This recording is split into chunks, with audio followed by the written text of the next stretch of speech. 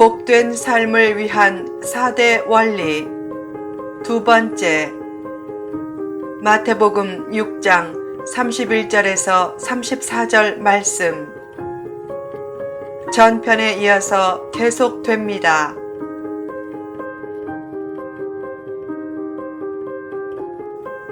어느 날 미국 보스턴의 한 부잣집에서 유아 세례를 거행했다. 동네 사람들이 잔치를 벌이고 유아 세례를 행하려는데 아기를 데리러 갔던 방에서 갑자기 비명이 들렸다. 세례받을 아이가 침대에서 질식사한 것이다. 알고 보니 누군가 코트를 벗어놓을 곳을 찾다가 아이가 있는 줄 모르고 그 위에 코트를 벗어놓았다. 그것을 보고 모두 그곳이 코트 놓는 곳인 줄 알고 코트를 산더미처럼 벗어놓았다. 결국 잔치에 정신이 팔려 잔치의 주인공이 질식사한 것이다. 요즘 예수님이 빠진 화려한 예배 잔치가 많다. 왜 요새 교회를 정하지 못하고 방황하는 사람이 많은가? 진짜 교회를 찾으려는 몸부림이다. 어디에 내 영혼을 맡길까? 생명력 있는 말씀은 어디에 있는가? 예배를 통해 하늘의 평강과 위로를 얻을 곳은 어디인가? 그만큼 예수님이 없는 예배 잔치가 많다는 뜻이다. 교회를 오래 다닌 것을 훈장으로 여기는 명예 성도가 되지 말고 진정 내 안에 예수님이 있는지를 반성하고 우선순위의 삶을 확고히 정립하라. 자신을 향한 하나님의 뜻을 생각하고 자신의 손길이 꼭 필요한 곳에 가서 가장 잘 할 수 있는 일을 찾아 그 일에 집중하면 마음의 평안을 얻고 오랫동안 마음속에 품었던 찬란한 꿈도 조만간 현실이 될 것이다. 3. 분명한 행동 계획, 플랜. 목적이 뚜렷하고 삶의 우선순위를 잘 알아도 그 일을 이룰 구체적인 계획이 없으면 그 좋은 일은 생기지 않는다. 물론 숨이 막힐 정도로 세밀하게 계획을 세울 필요는 없다. 그러나 큰 틀 안에서의 계획은 꼭 필요하다. 치밀함은 없어도 사려 깊음은 있어야 한다.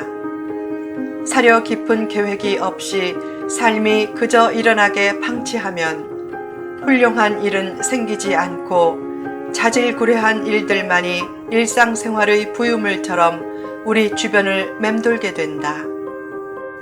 구체적인 인생 계획을 짜고 오늘부터 행동에 나서는 책임감을 보여주라. 참된 믿음은 책임감도 준다. 자신이 해야 할 일이고 충분히 감당할 수 있는 일은 책임지고 감당하라. 책임은 지지 않고 염려에 대한 일시적인 치료제만 찾고 능력이 있다는 사람을 찾아다니면서 무책임하고 부조리한 해결책을 찾으면 영혼은 약해지고 염려는 가중된다. 반면에 맡은 일에 대해 책임지면 하나님은 틀림없이 그를 책임져 주신다. 학생이 시험을 잘 치르려고 해야지 시험을 잘 피하려고 하면 안 된다.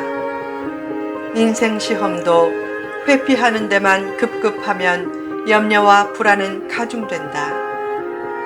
어떤 시험이 와도 당당하게 치르라. 말씀과 기도와 행동으로 시험을 극복하려고 할 때 염려와 불안은 사라지고 하나님의 신비한 도우심도 주어진다. 살면서 두 날만 염려 안 하면 거의 모든 염려는 없어진다. 어제와 내일이다. 과거의 일을 서랍에서 다시 꺼내서 염려하고 미래의 일을 미리 앞당겨 염려를 키우면 오늘의 삶이 망가진다. 이미 벌어진 슬픈 일에 매이지 말라. 왜 하나님이 기억력을 완벽하게 주시지 않고 거룩한 건망증을 주셨는가? 불행한 과거는 빨리 잊으라는 뜻이다. 지나간 과거는 돌이킬 수 없다. 또한 미래의 일을 미리 앞당겨서 염려하지 말라. 그저 오늘 해야 할 일을 생각하며 이렇게 기도하라. 변화시킬 수 없는 것은 현실로 받아들이는 평안을 주소서. 그러나 변화시킬 수 있는 것은 마주쳐 변화시키는 용기를 주소서. 그리고 그 둘의 차이를 잘 분별하게 하소서. 과거는 변화시킬 수 없지만 앞날은 변화시킬 수 있다. 그러므로 염려할 시간에 말씀과 기도와 행동을 앞세워 하나님의 일을 하나라도 더 하라. 다윗은 시편 23편에서 고백했다. 여호와는 나의 목자시니 내게 부족함이 없습니다. 그런 고백을 가지고 모든 염려를 버리고 구체적인 계획대로 지금부터라도 그 일을 시작하면 하나님이 그 삶을 책임져 주실 것이다.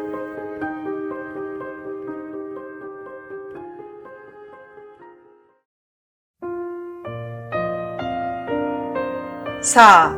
간절한 기도 Pray. 인생은 자기 생각이나 의지대로 되지 않을 때가 많다. 사람은 담배 하나 끊는 것도 자기 의지대로 잘 못한다. 아무리 선한 계획을 세우고 행동에 나서도 결국은 하나님이 도와주셔야 일이 이루어진다. 그래서 기도해야 한다.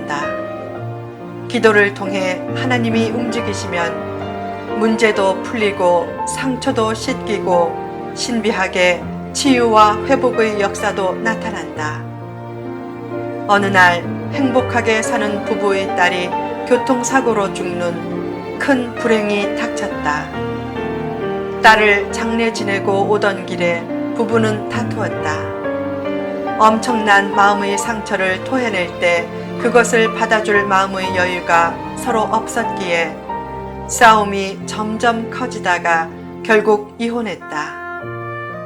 이혼 후 그 부부는 그 현실이 믿어지지 않았다. 서로 사랑했고 애틋한 정도 있었다. 시간이 지나고 감정이 가라앉자 내가 지나쳤구나 라는 생각이 들었다. 그때부터 둘 다 똑같이 상대에게 준 상처를 씻어달라고 기도했다. 그러자 자기 상처부터 먼저 아물어짐을 느끼며 마음으로는 이미 상대를 용서하게 되었다. 어느 날 남편이 딸의 무덤을 찾았다. 저 앞을 보니까 옛 아내가 딸의 무덤 앞에서 울고 있었다. 하나님이 가까이 갈 수 있는 용기를 주셨다. 둘이 나란히 무덤 앞에서 실컷 울었다. 그리고 남편이 용기를 내어 말했다. 여보, 다시 같이 삽시다. 그것이 먼저 간 딸을 위하는 길인 것 같소. 주님은 원수도 사랑하라고 했는데 우리는 원수가 아니지 않소. 둘은 다시 극적으로 합쳤다. 간절히 기도하면 마음이 풀리면서 문제도 풀리고 상처가 씻기면서 무너진 곳에서 회복의 꽃이 핀다. 결국 인생에서 가장 중요한 것은 예수님의 손에 붙잡히고 동시에 기도하는 손으로 예수님을 붙잡는 것이다. 인간 관계에서 너무 서로만 붙잡으려고 하면 대개 실망한다.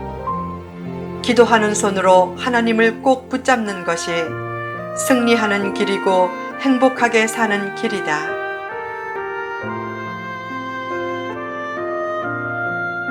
인생의 구조 조정. 하나님의 살아계심을 믿는다면 의식주를 너무 염려하지 말라. 때로 힘든 상황이 생기면 그때를 믿음의 진면목을 보여주는 기회로 활용하라. 그때 나는 못한다, 희망이 없다 라고 포기하지 말라. 성경에 나오는 하나님의 약속을 믿고 담대하게 하나님의 일을 맡으면 하나님이 우리 일을 맡아주실 것이다. 내가 연약한 손길로 하나님의 일을 맡을 때 하나님이 강력한 손길로 나의 일을 맡아주시니 얼마나 수지맞는 일인가. 믿음으로 모든 문제를 하나님께 맡기고 하나님의 뜻을 따라 새롭게 일어서면 놀라운 회복의 역사가 나타날 것이다. 미국의 거부 록펠러는 33세에 백만장자가 되었고 43세에 미국 최대의 회사를 소유했고 53세에 세계 최대의 재벌이 되었다. 그런 그에게 머리카락과 눈썹이 빠지고 몸이 말라가는 병이 생겼다. 마침내 병원에서 이런 상태로는 1년을 넘기기 어렵다는 진단이 내려졌다. 그날 밤 그는 잠을 이루지 못하고 괴로워하다 무엇인가 깨달은 듯 갑자기 침대에서 벌떡 일어나 소리쳤다. 이제까지 나는 잘못 살았다. 진짜 행복은 하나님 안에 있다. 그때부터 그는 달라졌다. 그리고 뉴욕의 리버사이드 교회를 봉헌하고 록펠러 재단을 만들어 수많은 교회와 약자와 학생들을 도왔다. 또한 그때부터 잘 먹고 잘 자기 시작하면서 55세를 넘기기 어렵다는 사망 선고를 극복하고 98세까지 건강하게 장수했다. 그처럼 하나님 중심적인 삶과 사명을 회복하면 무수한 축복도 뒤따르게 된다. 우리나라가 IMF 경제위기를 맞았을 때 가장 많이 들었던 말이 구조조정이란 말이었다. 그런데 가장 중요한 구조조정은 삶의 목표를 하나님께 맞추는 인생의 구조조정이다. 하나님께 인생의 초점을 맞추면 그때부터 하나님의 신비한 축복은 시작된다. 하나님의 뜻을 이루려는 뚜렷한 목적을 가지고 자신이 가장 잘 할 수 있는 일에 집중하고 그 일이 이루어지도록 잘 계획해서 행동에 나서고 간절히 기도함으로 마침내 꿈과 비전을 이루어내라.